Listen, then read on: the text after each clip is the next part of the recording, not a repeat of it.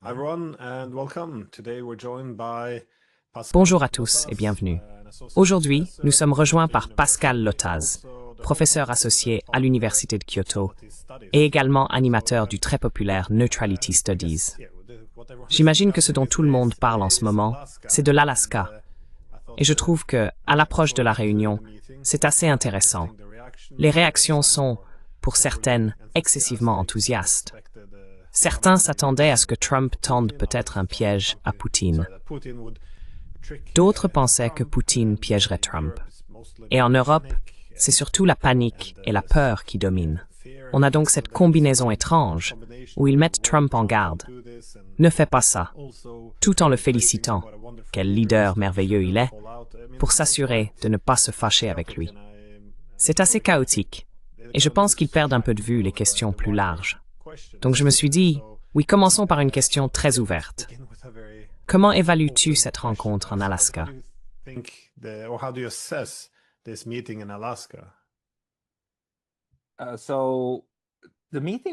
Donc la réunion me fascine énormément. Je veux dire, tout le processus qui nous a menés à cette rencontre. Parce que vous savez, c'est arrivé de façon totalement inattendue, du moins pour moi. D'abord, il y a eu l'arrivée de Donald Trump au pouvoir. Et j'ai aussi eu des discussions avec des spécialistes russes qui m'ont dit, écoutez, en ce moment, le mot d'ordre en Russie, c'est la gestion des attentes. Parce que Trump a tenu toutes ses déclarations sur sa volonté de mettre fin à la guerre en Ukraine, qu'elle n'aurait jamais eu lieu sous sa présidence et qu'il ferait la paix en un jour. Et beaucoup de choses qu'il a dites, y compris le fait de reconnaître qu'il s'agit d'une guerre par procuration, étaient des éléments importants pour les Russes.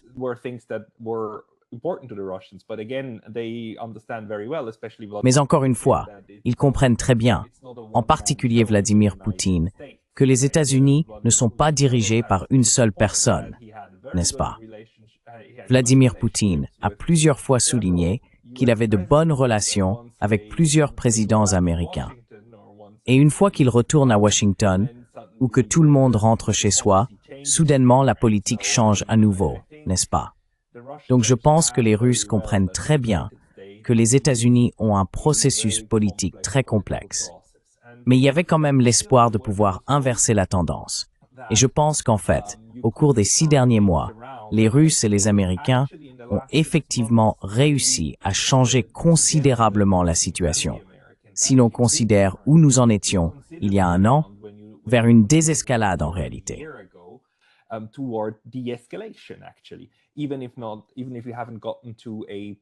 Même si vous n'êtes pas encore parvenu à un véritable accord de paix avec l'Ukraine, on peut voir à quel point les Européens paniquent à l'idée que le conflit s'apaise, ce qui est la chose la plus étrange de toutes. Mais c'est l'une de ces réalités où les États satellites sont plus bellicistes que la puissance centrale elle-même, n'est-ce pas? Ils ont tellement intériorisé tous ces dogmes transatlantiques, qu'il leur faut des années pour rattraper les derniers développements au centre. Et maintenant, on a vu que le centre lui-même, vous savez, oscille.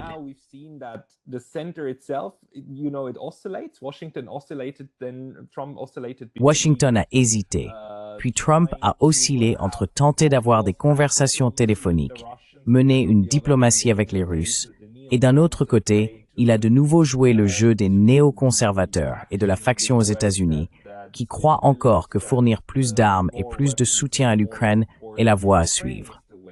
Ils se sont heurtés à un mur, n'est-ce pas? Je veux dire, c'est juste que la Russie ne fait pas que gagner. La Russie a en fait déjà gagné. Et Orban l'a dit il y a 2 jours, c'est terminé. La guerre est pratiquement finie. L'Ukraine a perdu. La question est de savoir quels seront les termes du document de reddition et comment cela va se dérouler. Et d'un côté, je pense qu'on assiste maintenant aux négociations à ce sujet.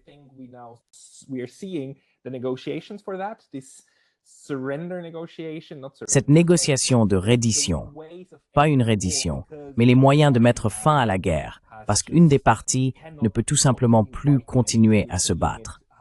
Au moins, on voit comment les Ukrainiens s'effondrent. Trump cherche une porte de sortie, mais les Russes insistent. Je pense qu'en réalité, À ce stade, les Russes cherchent à structurer ce qui va suivre. C'est ainsi que je le comprends. C'est aussi comme ça que j'explique qu'ils ne sont pas venus à ce sommet. Ils n'ont pas d'accord sur quoi que ce soit, n'est-ce pas? Ce n'est pas vrai. Pardon, ils ont un accord. Et je pense qu'il a été écrit en toile de fond du sommet qu'ils veulent poursuivre la paix. Je pense que c'est très important, ce slogan « poursuivre la paix ». Ce n'est pas faire la paix.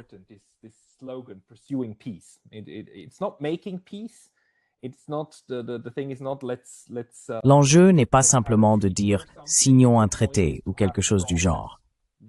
L'enjeu, c'est d'avoir un processus qui, au final, mènera à une meilleure structure. Et c'est exactement ce que recherchent les Russes, n'est-ce pas? Les causes profondes de la guerre et la structure de sécurité qu'ils veulent instaurer, pas seulement avec l'Ukraine. L'Ukraine n'est qu'un élément du puzzle.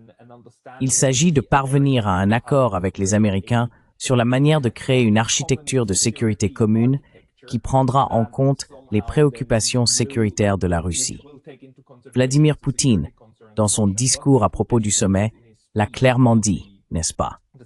Il a affirmé que c'est ce qu'il souhaite accomplir, et il a aussi remercié Donald Trump d'avoir écouté cela et d'avoir essayé de comprendre les causes profondes de ce conflit. Et vous savez, Donald Trump m'a semblé très abattu après le sommet, et je pense qu'il ne savait pas vraiment quoi dire.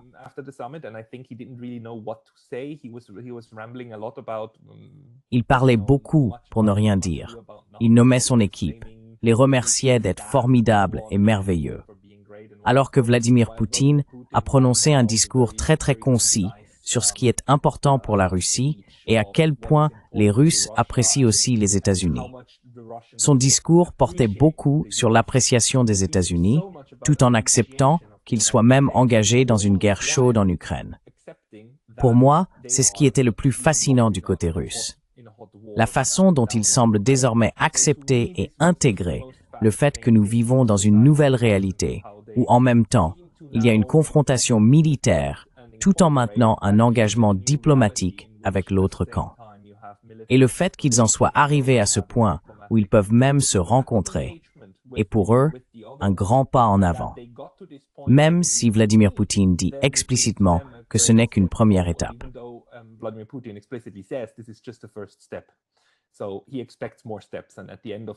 Donc, il s'attend à d'autres étapes.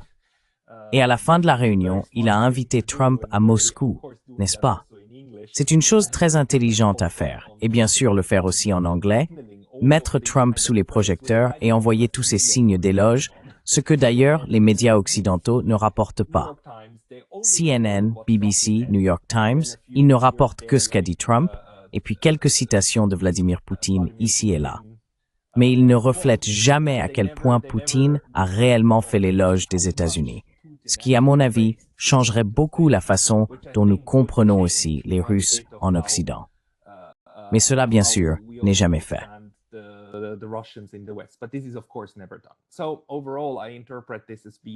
Dans l'ensemble, j'interprète cela comme un sommet assez important, dans la mesure où il modifie en quelque sorte la manière dont ces deux grandes puissances interagissent désormais l'une avec l'autre.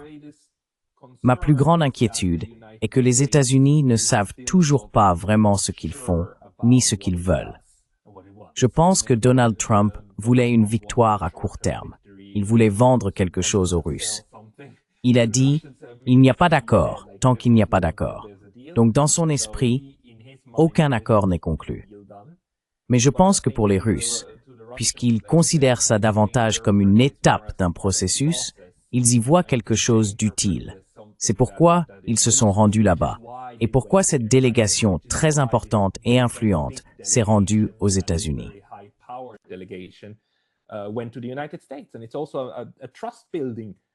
Et c'est aussi une mesure de renforcement de la confiance, en fait, pour que les Russes disent « Bien sûr, nous vous faisons suffisamment confiance pour aller en Alaska. » Et au final, tout s'est bien passé, n'est-ce pas? Ils ont effectivement eu exactement la réunion qu'ils voulaient avoir. C'est en fait une réunion très porteuse d'espoir, pour moi. Et je pense que c'est aussi une occasion pour les États-Unis d'essayer de comprendre comment fonctionnera le monde multipolaire. Ce n'est plus du haut vers le bas. C'est réel, véritable. Il y a désormais des pairs, des égaux. Pendant très longtemps, la politique étrangère américaine a été menée d'une manière qui ne reconnaissait pas vraiment l'existence de pairs. Et je pense que c'est désormais le cas.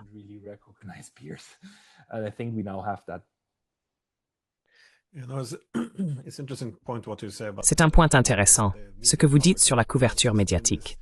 Car il y a eu cet effort de ne pas humaniser l'adversaire, de ne pas présenter les Russes comme rationnels, de ne jamais, en aucune circonstance, se retrouver à discuter de leurs préoccupations en matière de sécurité. Ce ne sont que des caricatures d'un Poutine irrationnel et agressif, doté de caractéristiques dignes d'Hitler. Il ne veut que conquérir. Tout est non provoqué. En d'autres termes, il ne peut y avoir aucune diplomatie raisonnable à mener, et il ne respecte que la force. C'est donc très étrange pour moi de l'entendre venir aux États-Unis et parler de bonnes relations.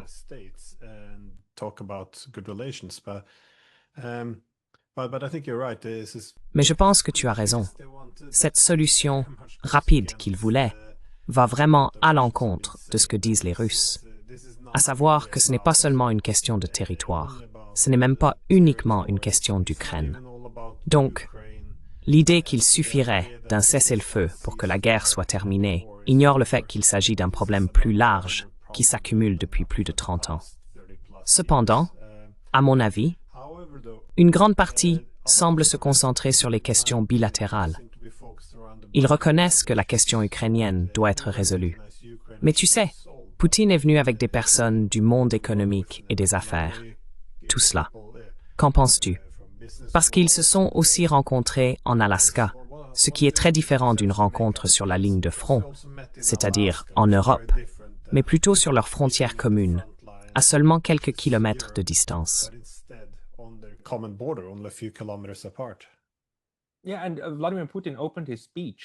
Oui, et Vladimir Poutine a commencé son discours en disant quelque chose comme « Je suis venu ici, à l'endroit le plus proche entre nous, là où nous sommes voisins. Et quand j'ai atterri, j'ai dit bonjour, ravi de te revoir, voisin, content que tu sois toujours en vie, ou quelque chose dans ce genre. Je veux dire, il appréciait le fait d'être voisin des États-Unis et voulait vraiment changer cette perception, n'est-ce pas? Que nous ne nous battons pas tant pour l'Europe, mais que nous devons comprendre nos relations bilatérales, nos liens bilatéraux. Et soyons clairs, nous sommes bien plus proches les uns des autres que nous ne le pensons.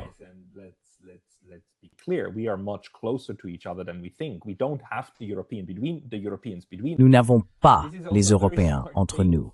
C'est aussi une chose très intelligente de la part des Russes, car c'est le seul point sur lequel ils sont également d'accord avec les Américains. Il faut écarter les Européens, car il s'agit d'une affaire entre grandes puissances et de raviver leurs relations. Et par la suite, si vous ravivez cette relation, vous vous retrouverez dans une meilleure position également à terme. Et l'Europe, à ce stade, est en aval. Les Européens se rendent complètement, totalement dépendants des États-Unis, à un degré que nous n'avions pas vu depuis des décennies.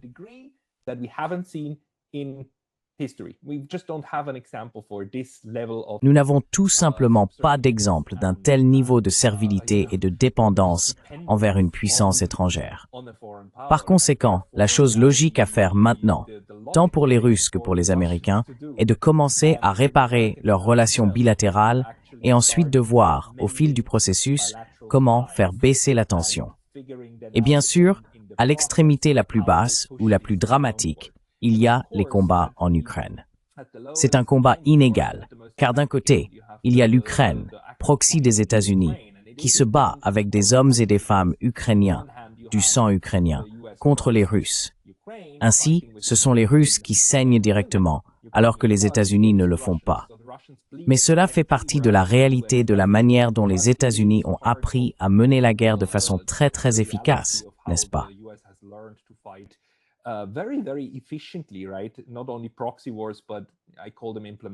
Non seulement des guerres par procuration, mais je les appelle des guerres d'application. Maintenant, encore une fois, du point de vue russe, ils ont dit dès le début que c'était entre eux et les États-Unis, à un niveau structurel. Et ils ont essayé de réparer cela. Je pense que les Russes interprètent en fait le moment actuel comme une fenêtre d'opportunité pour changer de cap. Je sais que certaines personnes ne sont pas d'accord. C'est notamment le cas de Brian Berletic, que vous avez reçu dans votre émission. Il défend la thèse pessimiste, selon laquelle il ne s'agit en réalité que d'une ruse. Se retirer un peu, se réarmer, gagner du temps, puis attaquer à nouveau une fois que suffisamment de forces auront été rassemblées. Nous ne pouvons pas exclure cette possibilité, mais nous voyons, du moins du côté russe, qu'après toutes leurs expériences, ils considèrent toujours le moment présent comme une opportunité à saisir.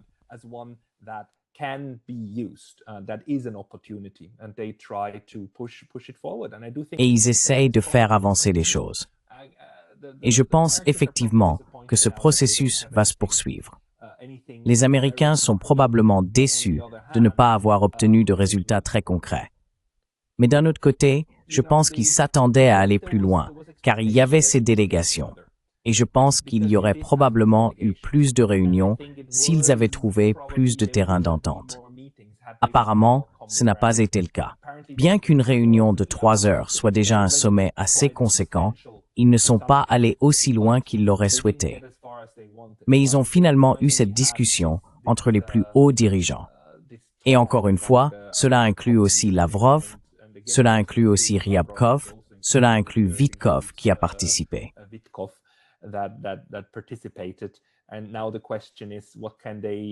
Et maintenant, la question est de savoir comment ils peuvent continuer à aller de l'avant. Parce que la balle est désormais réellement dans le camp des États-Unis, n'est-ce pas? Ils doivent parler aux Européens et à l'OTAN. Et Trump l'a d'ailleurs reconnu. J'imagine donc qu'il y a eu des discussions sur les prochaines étapes à haut niveau, sur le cadre structurel à mettre en place, pas sur la mise en œuvre, pas sur ce qu'on peut faire concrètement, mais sur la manière de créer davantage de possibilités de désescalade, même si cela reste limité. Car encore une fois, les Russes ont désormais clairement indiqué qu'ils n'accorderont pas de cessez-le-feu. Ils poursuivront à la fois la voie militaire et la voie diplomatique en même temps, ce qui est bien sûr exactement ce que les Européens veulent empêcher. Mais ils n'ont rien. Et les États-Unis, à ce stade, semblent prêts à dire « Très bien, alors faisons comme ça ».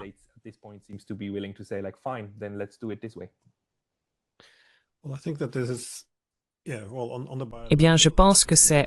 Oui, bon. Sur la question bilatérale, c'est probablement aussi ainsi que les Russes l'aperçoivent. En effet, c'est aussi une opportunité pour les États-Unis de transformer fondamentalement les relations, car nous nous sommes en quelque sorte habitués à ce que cela soit la norme, la confrontation sans fin, puisque cela dure depuis un siècle maintenant. Mais ensuite, Trump faisait remarquer que la Russie est un immense pays, qu'il y a beaucoup d'opportunités pour nous de collaborer. Donc à un moment donné, il faut commencer à évaluer qu'est-ce qui nous divise vraiment. Je veux dire, les Britanniques se posaient aussi cette question. Nous sommes toujours en conflit, mais nous n'avons pas tant d'intérêts concurrents que cela. Pourquoi sommes-nous toujours en conflit? En remontant au 19e siècle, cette question se posait déjà.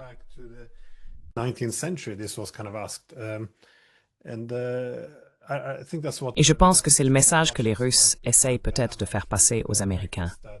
En Europe, nous vivons essentiellement encore sur les fondations ou les vestiges de la guerre froide. C'est-à-dire qu'après la guerre froide, nous avons à nouveau divisé le continent.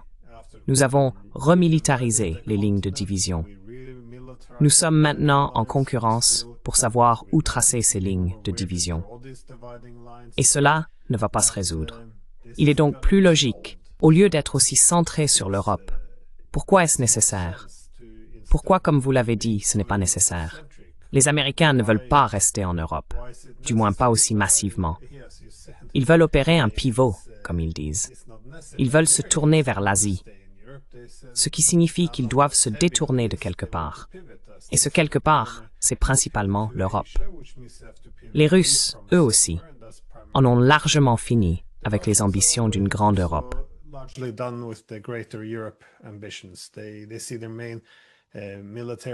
Ils considèrent que leurs principaux partenariats militaires, économiques et politiques se trouvent à l'Est, encore une fois, ce grand projet eurasiatique. Donc, il est assez logique que leur relation ne devrait pas être otage du conflit qui se poursuit encore en Europe. Mais je pense qu'ils reconnaissent tout de même qu'il faut résoudre ce problème, car il planera toujours sur eux. Je voudrais juste dire quelque chose rapidement à propos de ce que tu as dit concernant Brian Berletic, parce que je partage en partie son pessimisme. C'est-à-dire que je pense que les Américains reconnaissent les réalités multipolaires. Ils savent qu'ils ne peuvent pas s'en prendre à la Russie, à la Chine, à l'Iran, en même temps, car cela crée le pire cauchemar de Kissinger. En effet, ils poussent maintenant l'Iran dans cette direction, ainsi que l'Inde, à travers les sanctions. Mais là où je rejoins Brian Berletic, c'est que je pense toujours que les Américains ont des ambitions hégémoniques.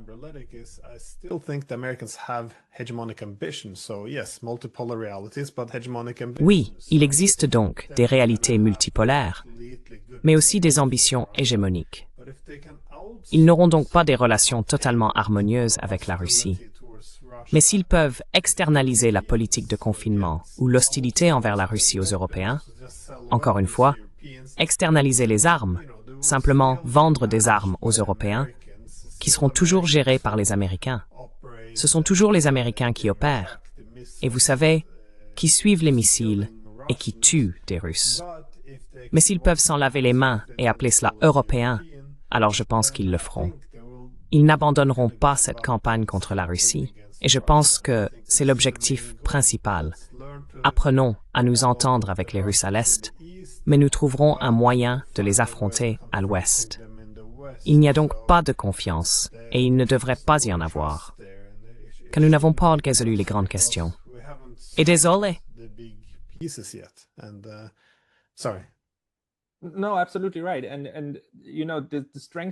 Non, tout à fait.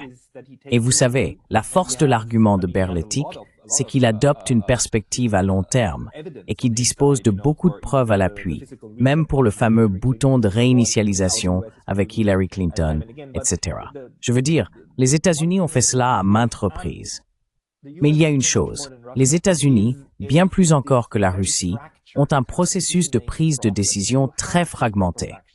Il y a de véritables factions, et nous les connaissons. Ce serait une erreur de prétendre que des gens comme Jack Matlock et les autres spécialistes de la Russie et de l'Union soviétique étaient simplement des faucons néoconservateurs cachés qui ont toujours voulu ce résultat. Non, nous connaissons Jack Matlock et, comment s'appelle-t-il, le grand, l'auteur de l'article X, George Kennan.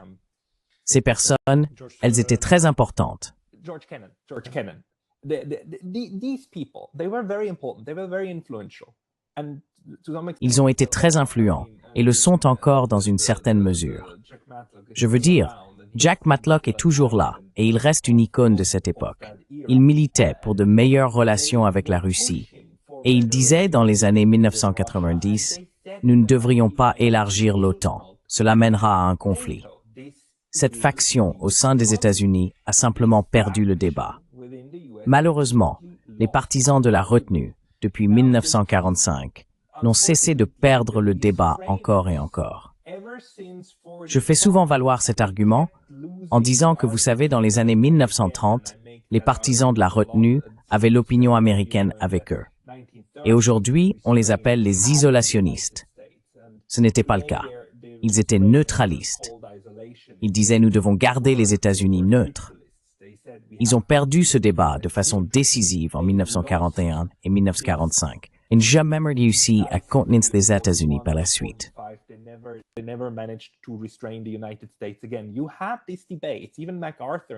Vous avez ces débats.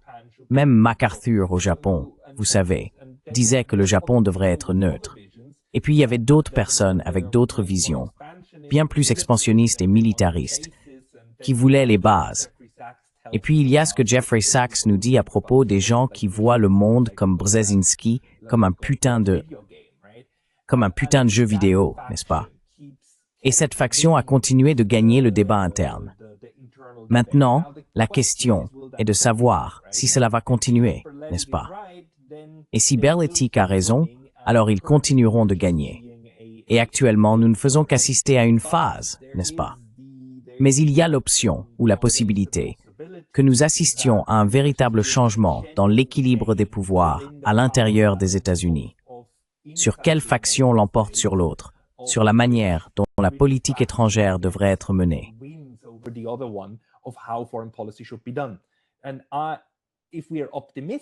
Et si nous sommes optimistes à ce sujet, alors nous dirions que, eh bien, nous sommes maintenant au début d'un véritable changement là-bas.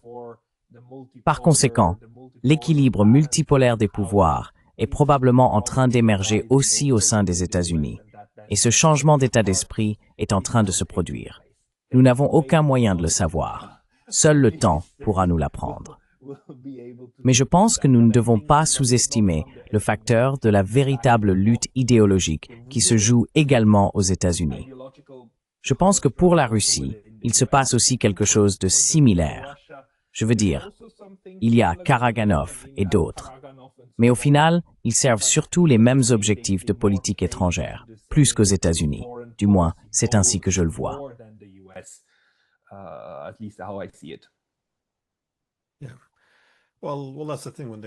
Oui, eh bien c'est ça le problème. Quand ils voient que les Américains continuent de tuer des Russes, bien sûr, il y a de la colère. Ils comprennent que ce ne sont pas des amis. Mais il faut aussi être pragmatique. Il n'y a pas beaucoup de cela en Europe. Je veux dire, si je fais un commentaire ici, je pense qu'il est dans l'intérêt de l'Iran d'obtenir l'arme nucléaire maintenant. Cela ne veut pas dire que je le souhaite, mais il faut reconnaître leur situation sécuritaire. Mais il n'y a aucun débat à ce sujet. Donc je pense que c'est là où les Russes sont doués. Ils mettent cela de côté. Bien sûr, nous sommes presque en guerre directe maintenant, mais il y a des possibilités, alors poursuivons-les. Cependant, dans la théorie réaliste, il y a cette hypothèse que les États cherchent intrinsèquement à maximiser leur sécurité.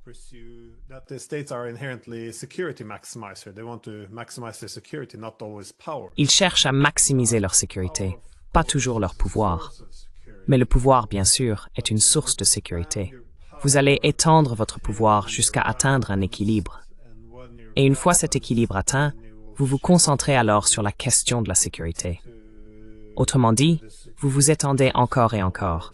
Mais dès que vous rencontrez une résistance, vous parvenez à un accord. Sinon, si vous continuez à chercher à obtenir plus de pouvoir, vous finirez par avoir moins de sécurité. Maintenant, je pense que c'est là où nous pourrions en être, encore une fois, en étant optimistes. Mais la raison pour laquelle il n'y a pas de confiance, si l'on regarde l'année écoulée, c'est qu'il n'y a jamais eu. Chaque fois que l'OTAN a rencontré une résistance de la part des Russes, cela a été perçu comme quelque chose de temporaire, quelque chose, vous savez, que nous pouvons surmonter.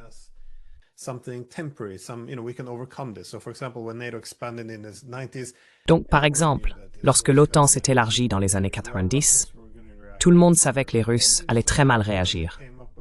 Alors, vous voyez, ils ont proposé, eh bien, créons cet acte fondateur OTAN-Russie en 87 pour rassurer les Russes. Et même aujourd'hui, on a ces citations de Clinton, quand il a dit « Bon, soyons clairs, nous signons ce document, il ne nous engage légalement à rien. Si demain on se réveille et qu'on ne veut plus le respecter, on peut le jeter par la fenêtre. » C'est comme « Ah, merveilleux. » Vous voyez, c'est tiré du livre de Sarot. C'est vraiment ce qu'il dit. Donc c'est la même chose que le bouton de réinitialisation.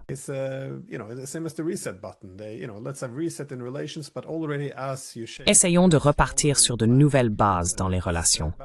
Mais déjà, au moment où l'on se serre la main, on prépare le prochain coup de poignard dans le dos.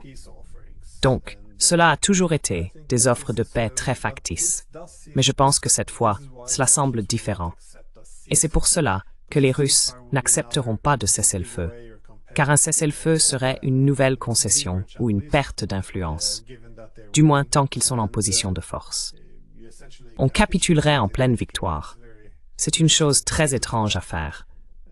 Mais encore une fois, je comprends l'argument selon lequel tout cela pourrait n'être qu'une tromperie. Mais cette fois, c'est différent.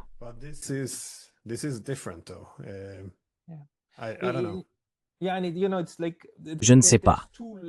Il y a deux niveaux de tromperie possibles. L'un est la tromperie consciente, où l'administration Trump dit secrètement « Ah, trompons les Russes, comme ils ont dit l'avoir fait avec l'Iran.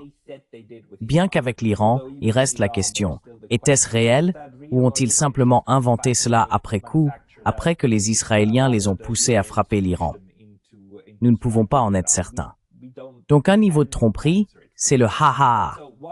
L'autre niveau, bien sûr, c'est la tromperie institutionnelle, où l'administration Trump souhaite réellement mettre fin à tout cela.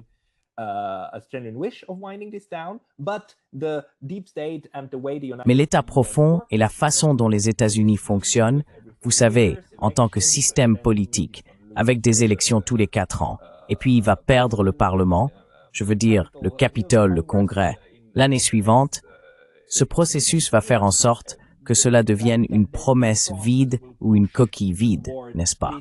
Et ce sont 2 niveaux différents de tromperie.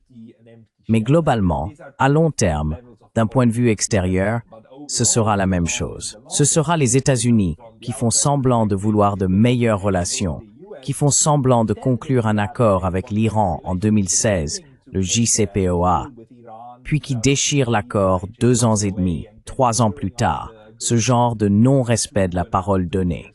Et les 2 rendent les États-Unis très peu fiables. Mais je pense que les Russes ont désormais compris que les États-Unis ne sont pas fiables en ce qui concerne les promesses.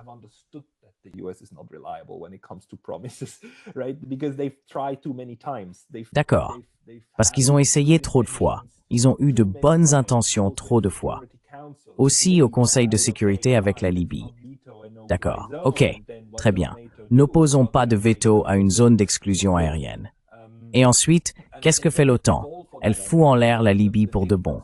Et ils ne se laissent plus avoir. Donc, la différence maintenant, c'est qu'ils font les 2. Ils utilisent la force militaire tout en ne fermant pas la porte à la diplomatie. Donc, d'une certaine manière, nous sommes revenus à un monde du 19e siècle, où la guerre est la continuation de la diplomatie par d'autres moyens. Et la diplomatie est la continuation de la guerre par d'autres moyens. Et on poursuit les 2 en même temps. Et je pense que la Russie est relativement à l'aise avec cela. Non, à l'aise, pardon.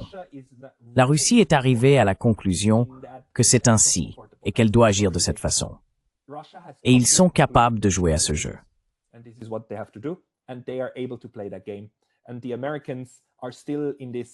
Et les Américains sont toujours dans cette situation de monde imaginaire, de rêve, qu'ils doivent aussi entretenir pour nous dire à nous, la population générale, que nous sommes les gentils, que les États-Unis sont le médiateur, que les États-Unis sont les artisans de la paix et qu'ils ne sont qu'une puissance intermédiaire. Nous sommes encore dans ce monde factice, mais lentement, mais sûrement, même l'Occident est forcé de reconnaître que ce n'est pas la réalité. Et la question est de savoir combien de temps il faudra avant que, même en Occident, nous ayons une appréciation plus réaliste de la situation dans laquelle nous nous trouvons réellement. On peut voir comment nos médias essaient encore de nous faire croire à cette stupidité de conte de fées du nouveau Hitler, assis à Moscou et à Gaza, en réalité, n'est-ce pas? Et les chevaliers blancs qui doivent sauver la situation. Mais tout cela s'effondre. Heureusement, ça s'effondre.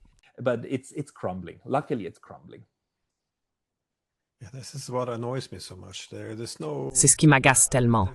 Il n'y a aucune discussion ou évaluation honnête.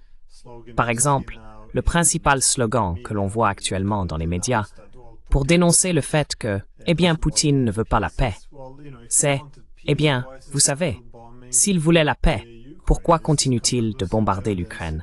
C'est la preuve irréfutable qu'il ne veut pas la paix. Mais c'est justement la seule raison pour laquelle il y a des négociations. S'ils n'étaient pas en train de gagner, pourquoi envisagerions nous-mêmes leurs exigences? Je veux dire, les exigences russes, pour être juste envers les Ukrainiens, c'est une demande énorme qui est aussi humiliante à bien des égards. Comme l'a dit un jour Arestovitch, le conseiller de Zelensky, en 2019, si nous voulons rejoindre l'OTAN, nous devons d'abord vaincre la Russie. Notre adhésion viendra à l'issue d'une grande guerre.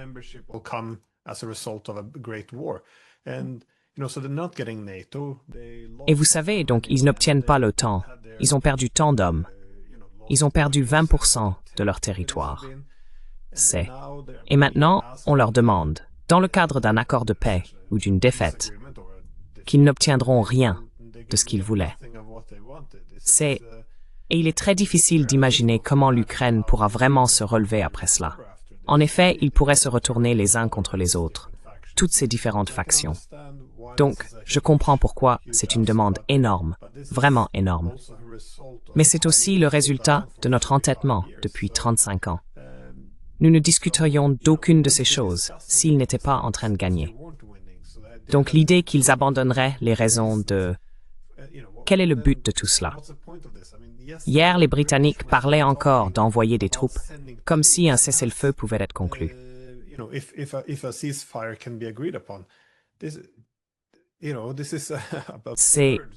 Vous savez, c'est absurde. Mais je suppose... Oui, ma dernière question pour vous était la suivante. Trump a fait un commentaire disant « Vous savez, il y avait un gros point sur lequel nous n'avons pas pu nous mettre d'accord, et il n'y a pas d'accord tant que tout n'est pas réglé. Donc je ne dirais pas qu'ils n'ont rien pu conclure. Je pense simplement que, vous savez, s'il y a 10 ou 15 points à résoudre, on ne valide pas 12 ou 13 d'entre eux en disant « D'accord, faisons un accord ici, et on verra le reste plus tard. » Il semble vouloir un accord global. Donc je ne suis pas sûr qu'il n'y ait eu aucun accord, ou s'il restait seulement quelques points non résolus. Mais selon vous, quels sont ces grands sujets sur lesquels ils n'ont pas pu s'entendre? Est-ce la question de la neutralité, la question territoriale? Comment voyez-vous cela?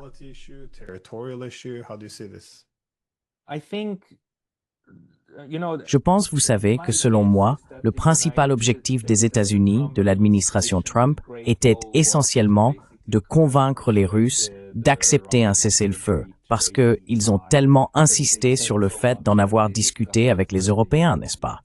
Donc cela aurait été le joyau de la couronne, ou le grand objectif. Et les Russes ont dû rejeter cette idée en réalité déjà auparavant.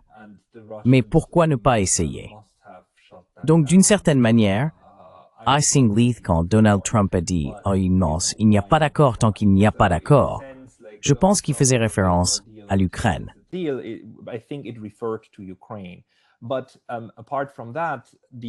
Mais en dehors de cela, la situation indéniable aujourd'hui est que nous avons cette réunion, que nous avons les appels téléphoniques, que la diplomatie est en cours, que Vladimir Poutine fait l'éloge des États-Unis, que Trump fait l'éloge de la relation qu'ils construisent.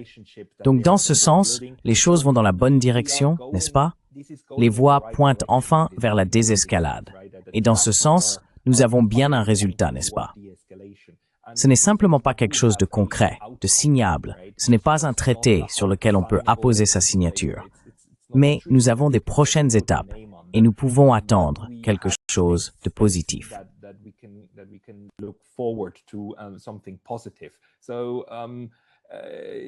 Je pense toujours que les Américains sont trop obsédés par l'idée qu'il faut obtenir une victoire à court terme, n'est-ce pas? Que quelqu'un doit gagner et que pour cela, quelqu'un doit perdre. On voit bien comment ils l'ont présenté, comment les médias américains présentent cela. Qui a gagné? Qui a perdu? C'est une façon stupide de voir les choses. Ce jeu a somme nulle. Les Russes ne jouent pas à ce jeu-là. Mais je pense qu'ils ont amené la direction des États-Unis et l'administration Trump, ainsi que des personnes comme Wilcoff et d'autres, à voir les choses de manière plus nuancée, simplement comme des négociations commerciales. En ce sens, Donald Trump, en rationalisant cela comme une négociation pour un accord, comprend qu'il n'a pas terminé.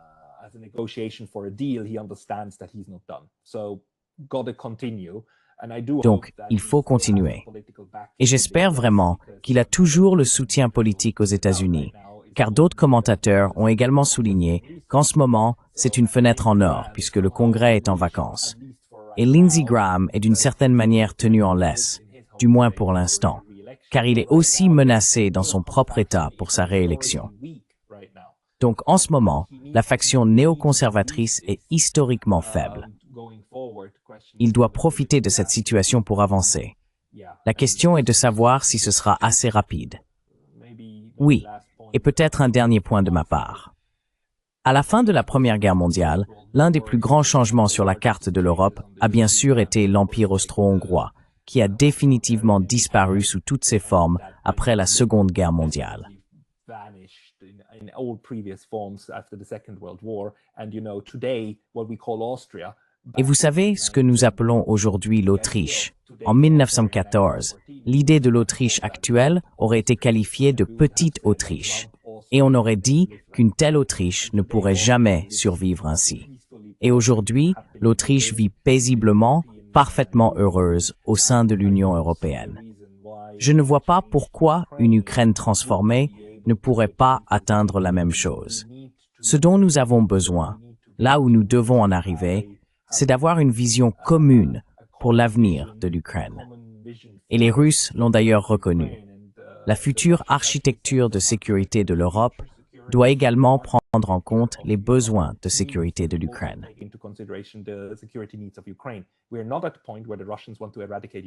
Nous n'en sommes pas au point où les Russes veulent éradiquer l'Ukraine. Ils n'ont jamais voulu cela. Ils ne le veulent toujours pas. Et l'avenir de l'Ukraine, la façon dont l'Ukraine sera dans les prochaines décennies, n'est pas encore déterminé. On voit bien que Kiev a évidemment une opinion très différente de ce à quoi cela devrait ressembler. Mais les réalités du champ de bataille sont très difficiles à renverser. Il est presque impossible de revenir, lors des négociations, sur ce qui a été établi sur le champ de bataille. Donc les véritables négociations difficiles restent à venir. Real hard, detailed negotiations are yet to come. I like what you said about the J'aime ce que vous avez dit à propos de cette idée enfantine, selon laquelle si quelqu'un gagne, l'autre doit forcément perdre.